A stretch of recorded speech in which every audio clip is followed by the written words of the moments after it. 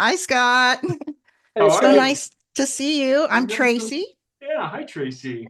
and this is my co-host on our podcast and works with our blog, Mike Martini. Hi Mike. Hello. Um, Mike is fairly new to the show. I've been Uh, watching since day one, but his fandom has gone up very quickly. So just right out of the gate, it seems like everyone connects in some way to Victor. So I'm hmm. curious, how would you describe some of your favorite things about the character and playing the character?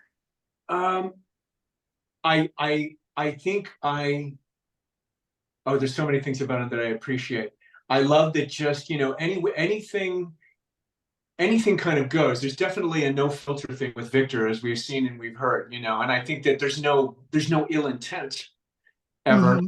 But I think that I love the fact that he can just be who he is. And, despite his reluctance or his reticence, I don't know. I think I just appreciate that he's just, he's honest and also with his feelings that, there's nothing regulating those feelings either. Right. We all wish we could have a tantrum every now and then. Yeah, for sure. You know. Okay. Having done a lot of voice work, could you give us some insight into the details of how you developed Victor's speech pattern? And was it by your design or was it given by direction from producers? Right, right. That's a great question. The voice was actually one of the things that I just found uh, first, and I think a lot of that had to do with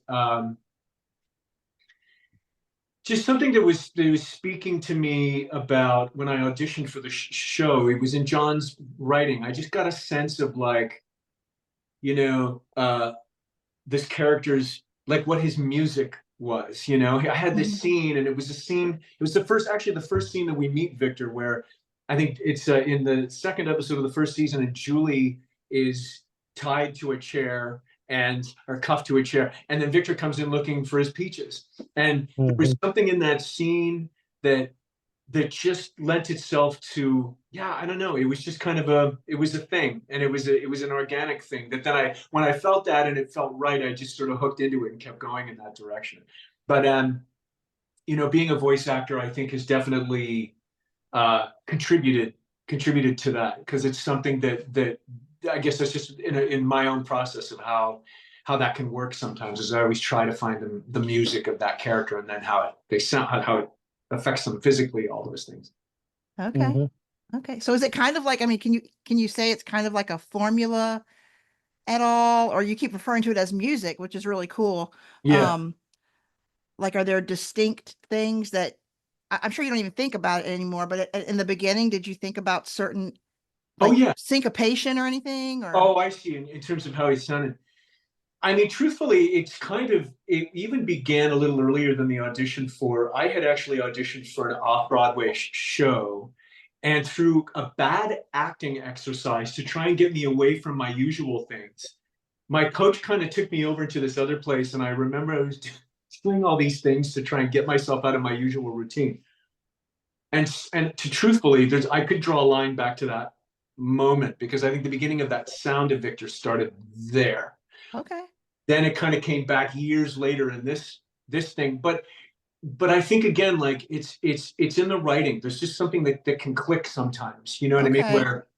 And that's the gift of the writing for the actor, right? And it was the way that John had written it, and he does it now too as well. And John talks a lot about that. That when he writes for us, he hears us, of course. Hmm. Um, but I would say, like, in terms of a formula with him, no. I mean, I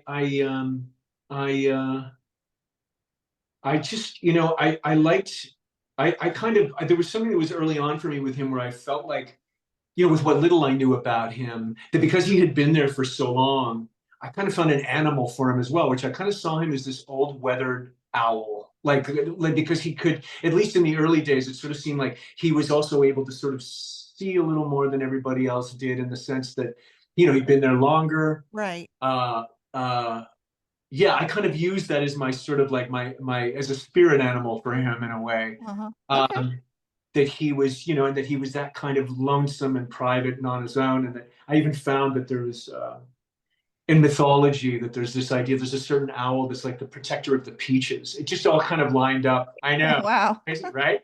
So I Okay. kind of went with that. But I feel like even in the way Victor was, you know, physically, I thought of how his trauma affected him physically. And in the beginning, it's been changing over the seasons a little bit, but Victor Mhm. had a certain walk, and that was sort of, that was Okay. also tied into the music of the character, the voice, and the owl as well.